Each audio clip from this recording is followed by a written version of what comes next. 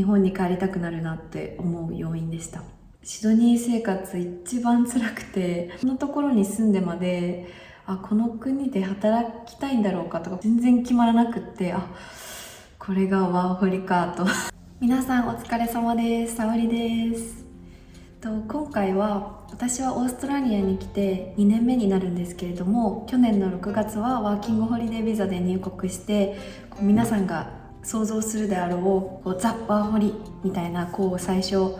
何もない状況ですね。家もないし、知り合いもいないし、仕事もないみたいな状況で入国してきていて、最初家探しをしてアルバイト探しをしてっていう一通りを経験しております。で、ちょうど1年経ってワーホリが終わったタイミングなので、振り返りも含めてワーホリって実際どうなのみたいなところを本音で話していこうと思います。簡単に自己紹介をさせていただきます。先ほど申し上げた通り、私は去年の6月にワーキングホリデービザでオーストラリアに入国して、現在はそのまま現地就職をしてグローバル IT 企業で働いています。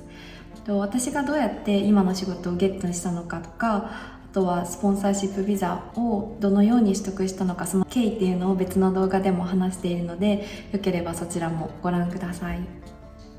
このチャンネルでは現地就職に関する情報やシドニーでの日常生活についてアップしていきますので、チャンネル登録、またコメントもいただければ全て返信しますので、皆さんとコミュニケーションが取れたら嬉しいです。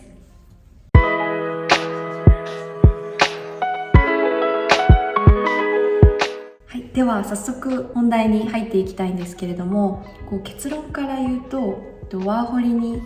来て本当に良かったです。私は行きたいと思っている方全員に本当にチャレンジしてほしいなっていうふうに思っています。ただ、こうやって話してると、この人なんか全部うまくいったからこうやって言ってるんじゃないかとか思われる方多いかと思うんですけど、本当に私もそんな全てうまくいったわけじゃなくて、苦い経験をしております。本当に日本に本当に一度帰りたいって真剣に悩んだ時がありますし、初めての海外生活だったので大変なこともたくさんありました。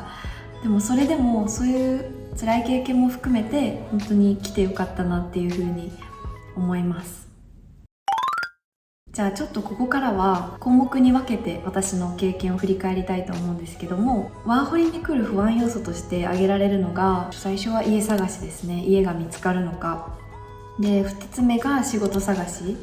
で、あと3つ目は友達ができるのかどうかっていうところがメインのね不安要素としてあるかと思うんですけど、1つ目は家探しですね。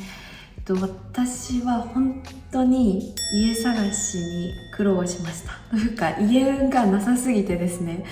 本当にここが一番日本に帰りたくなるなって思う要因でした。オーストラリアは基本的に日本でいうようなワンルームっていう物件がほぼなくって、あったとしてもものすごく高いので、基本的にはシェアハウスをみんな選ぶことになると思います。実際にローカルの方もみんなシェアハウスに住んでいます。私は一般的な家探しのプラットフォームですね、 Facebook、フラットメイト、あとガムツリーとかジャムズとかっていう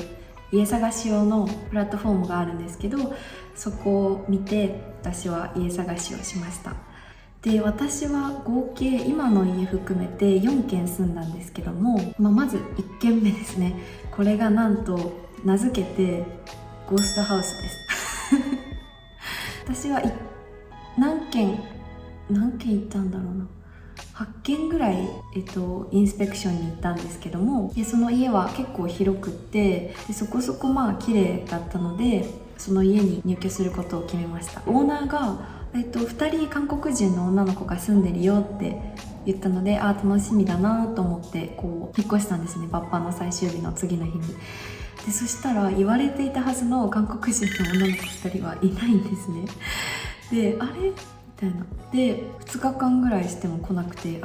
私ここ一人なんだって気づいて、いや怖すぎませんか、普通に人がいるって言われて行ったのに誰もいなくって、でかつ初日にシャワーを浴びたら5分後ぐらいに冷水に変わるんです。で私そんなことも知る由もないので、しかもシドニーの6月って真冬なんですよ。凍えながらシャワーを浴びて、これもオーナーに言ったんですね。もうすぐ水に変わっちゃうと。で、あ、分かった分かった、直すよって言って、私計そこに3ヶ月いや4ヶ月住んだんですけど、最後まで治らなかったです。で、なんとこれだけじゃなくてですね、オープンインスペクションって言って、日本みたいにこう一人一人内見をしてくれるわけじゃなくて、この日って決めたらこう一斉に人が来るんですね。で、私そのことを知らされていなくって、で普通に私寝てたらゾロゾロと人が来て、みたいなあとはその家は計5人住める家だったんですけど、シングルルームが3つとシェア部屋が1つですね。ただその家が結構シティに近い物件だったので、シングルルームだと結構値段が張っていて、で私もシェア部屋に住んでたんですね。でもシングルルームがなかなか埋まらないから、オーナーがじゃあシングルルームをシェアルームにしようって言って、ダブルベッドを何も言わずに持ってきて、すごい狭い部屋にシングルベッド2つで、マックスの時は最大7人ですかね、その1軒に住んでいて、でバスルームは1個でシェアしてたんですよ。しかもシャワーとトイレが一緒なので、朝誰かがシャワー浴びててトイレ使えないみたいなことがもう頻繁に起きて、本当に住環境はね、日本最高だなと思いました。それだけじゃなくて、乾燥機も壊れるし、停電が起きて、でそれを直してほしいって言っても1週間ぐらいオーナーが手配してくれなくって、冷蔵庫のものが全部腐ったりとか、ある日は鍵が壊れて、で鍵を刺したら抜けないんですね。ちょっと写真こんな感じなんですけど、いや本当にあらゆる問題が起きすぎて、でそのオーナーも誰が今どの部屋に住んでるかみたいなのも全く把握してなくって、お金を稼げればいいみたいな多分考えの方だったので、本当にもう無法地帯みたいになってて、で住んでたのが、日本人私含め3人ですかねと、あとはフランスの子とチリの子は南米の子ですねが住んでいて、なんでしょう、すごい音楽を大きい音で流したりとか、あとは人をすごい頻繁に呼んだりとか、パーティーが好きなので本当に夜中もうるさかったりとか、本当に寝れない日が続いたりとかしていて、1軒目はすごいひどい状況でした。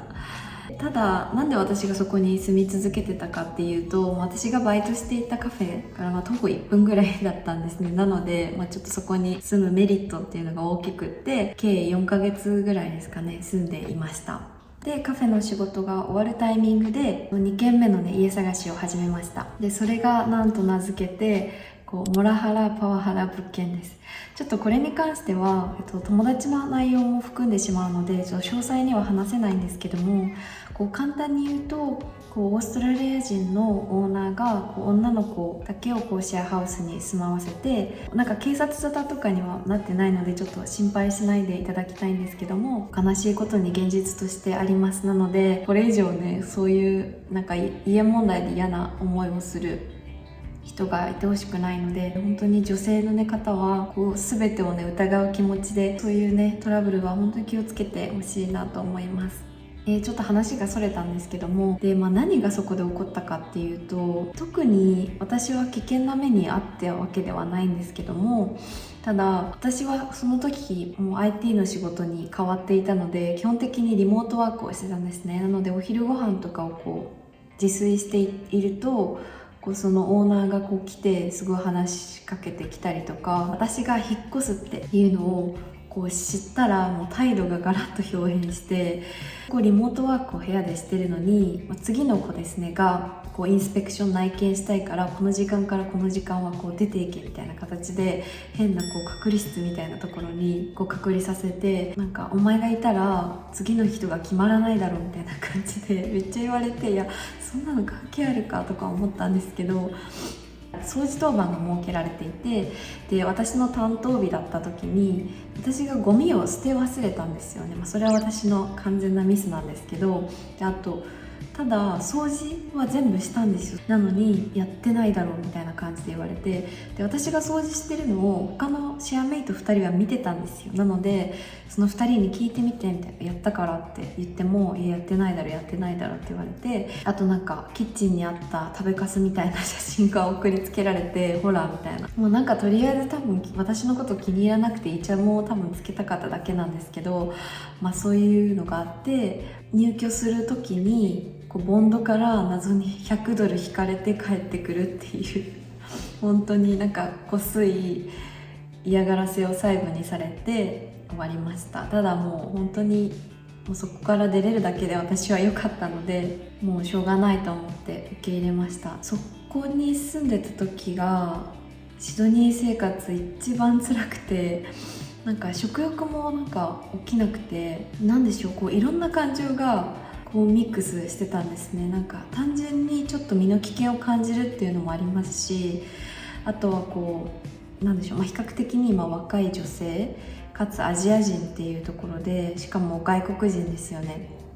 なので自分ってすごい異国の地でもう立場がもう圧倒的に弱いで、なんでしょう、自分でその時は家を借りるような、なんでしょう、収入証明もなかったですし、すごく自分の立場が弱いんだっていうことをすごく突きつけられたような気がして、こう日本では味わうことのない、なんでしょう、屈辱ではないですけど、こんなところに住んでまでこの国で働きたいんだろうかとか、この国にいたいのかなとか、いや日本だったらもっと安全だし何でも揃ってるしとか、もうなんかオーストラリアの嫌なところばっかり目についちゃって、すごくもう悲しい気持ちにもなったりとか、こういろいろ本当にそこで、いや本当に日本に帰りたいなと思って、私ここまでしてこの国にいる必要性ってあるのかなとか、こういろいろ考えちゃっていた時期でした。はい、でもそこの家の退去日が来て、次は普通のねいい女性のねシェアハウスに入ったので、そこから私はこう安心して暮らせるようになりました。最初のこの1軒目2軒目が本当にひどすぎて、安心して快適にこう眠れる場所、居場所があるっていうのはすごくこう幸せなことなんだなっていう風にそこで学びました。なんか日本にいた時ってもうそれが当たり前だったので、家自体が問題で不安で寝れないことなんて経験したことがなかったので、それがあったおかげでこうだいぶ私はもうタフになりました。で今の家はこう4軒目なんですけど、誰かが借りた部屋にフラットメイトの一員として住むのではなくて、家を借りてみたいなっていうのはこうずっと思っていたので、この嫌なね思いをしたからこそ4軒目の家で叶えることができました。で今は高校時代の友人がワーキングホリデーに来ているので一緒に住んでいます。はい、ちょっと家編がすごく長くなってしまったんですけども、続きまして仕事探し編です。で私は入国してから語学学校には行かなかったので、すぐ仕事探しを始めました。でこれもね今すごく仕事探し大変っていう風に言われてると思うんですけど、私も1年前ですけども実際に仕事が決まるまでに1ヶ月ぐらいかかりました。たくさんオンラインでも応募したし、レジュメ配りも数えきれないぐらいして、でも全然決まらなくって、これがワーホリかと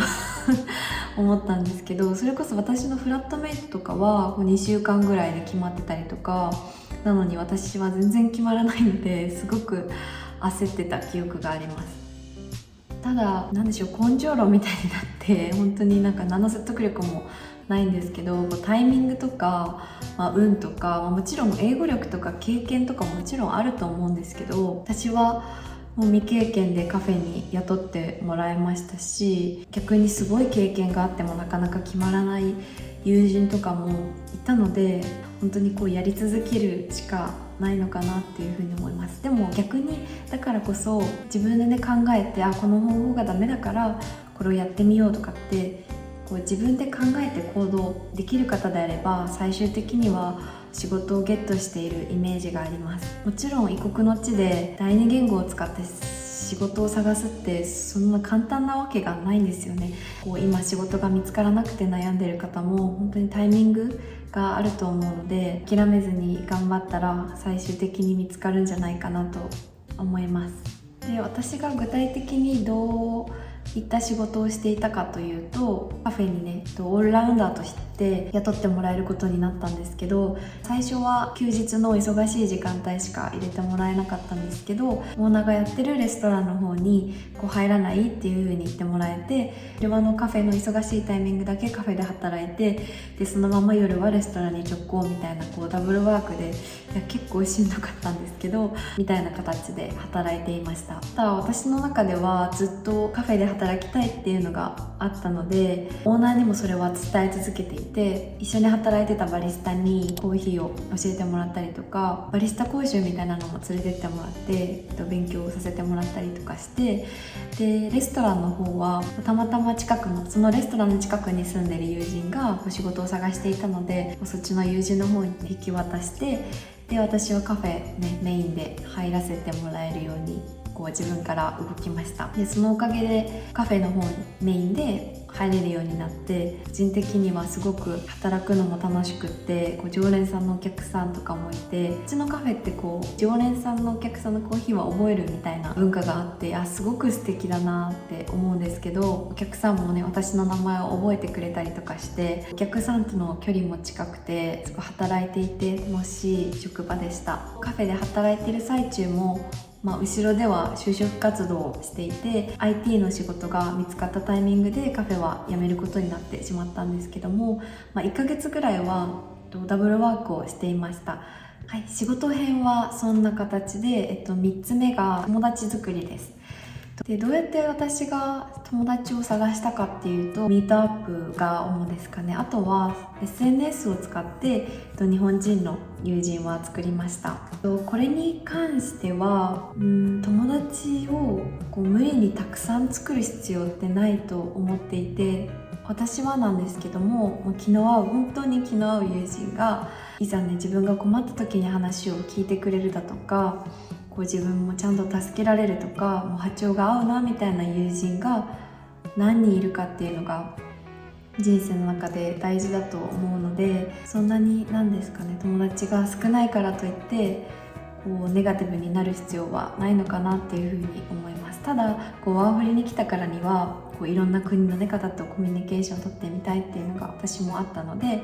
最初の方はミートアップに参加して、いろんな人に話しかけて遊びに行ったりっていうのをしていました。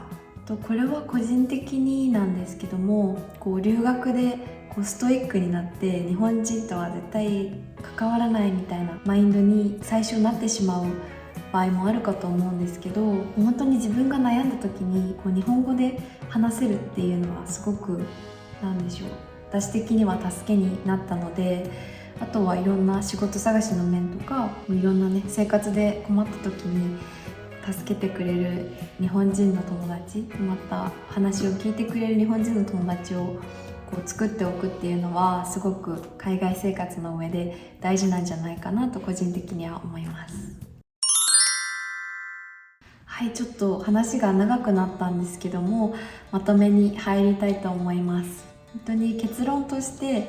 ワーホリに来てよかったです。出稼ぎとかっていう風に言われていますけれども、本当にワーホリで得られるものってお金だけじゃなくって、自分の内面がすごく成長するって思うんですよね。まず海外に一人で行ってみようって思うだけでもすごいことだと私は思いますし、家を探して仕事を探して、で一から新しい生活基盤を築くわけじゃないですか。本当にそれってすごいことで、例えば本当に些細なことですね。家を借りれたとか、仕事が見つかったとか、それだけじゃなくてカフェでオーダーできたとか、小さな成功体験として積み上げることができると思うんですね。日本だったらそんなコーヒーオーダーするのも、家を探すのも全然難しくはないけど、海外だからこそそれができた自分っていうのを褒めてあげることができると思うんですね。仕事が見つからなくて帰ってしまう人がたくさんいるとかっていうのもあるかと思うんですけども、私も実際に友人で来て1週間で帰った友達とかもいます。理由は様々で、オーストラリアやっぱり思ってたのと違ったな、日本の方が好きだったなっていう場合もあるし、本当に仕事が見つからなくって帰ってしまうみたいなパターンもあるかもしれないんですけど、私はそのチャレンジした、まず一歩を踏み出したっていうことがすごく大きいと思っていて、いろんな情報収集っていうのは今すごく簡単にできますよね。 YouTube を見たりとかウェブで調べたりとか。でもいくら情報収集をしても一歩踏み出したっていう0から1っていうのには到底かなわないと思います。誰が何と言おうとワーホリは遊びだキャリアにつながらないとか周りの声がね聞こえてくるかもしれないんですけど、それはノイズでしかなくって、人生は一度きりであなただけがよくできる人生だと思います。なのでやるべきとかこうした方が周りに評価されるとかそういうのじゃなくって、自分がね心から挑戦したいっていうそのプラスな気持ちを優先して、正直成功するかしないかとか、何が成功かそうじゃないかとかも本当に人それぞれ。ただ自分がやりたいとかそういう湧き出る直感的な感情っていうのを大切にして、そういうのに従ってみるっていうのは、人生80年時代なので一度くらいやってみてもいいんじゃないかなって私は思います。実際やってみていろんな苦労がありましたけども、それがあったから今の自分があるし、すごく内面的に成長できたなってすごく思っていて、来て後悔したことは聞かないです。今の IT の仕事を得れなかったとしても同じことを私は言ってるっていうふうに自信があります。本当に来てよかったです。なので今悩んでいる方、行くのが不安な方、もう本当に当たり前です。怖いですよね。でもぜひ一歩踏み出してみて、それで帰ったとしても日本の素晴らしいところがたくさん見えて、もう日本での生活に関しても本当に感謝できると思うんですよね。なのでチャレンジした後としないで諦めちゃうのでは本当に雲泥の差だと私は思うので、もしこの動画を見て一人でも多くの人が挑戦してみようかなっていう風に思っていただけたら本当に嬉しいです。ちょっと長々とすごい喋ってしまったんですけども、最後まで見ていただいて本当にありがとうございます。今後もいろんな海外生活のリアルだったりとか日常生活に関して、また海外就職に関する有益な情報等も発信していこうと思っていますので、よければチャンネル登録とコメント、いいねとよろしくお願いいたします。では次の動画でお会いしましょう。バイバーイ。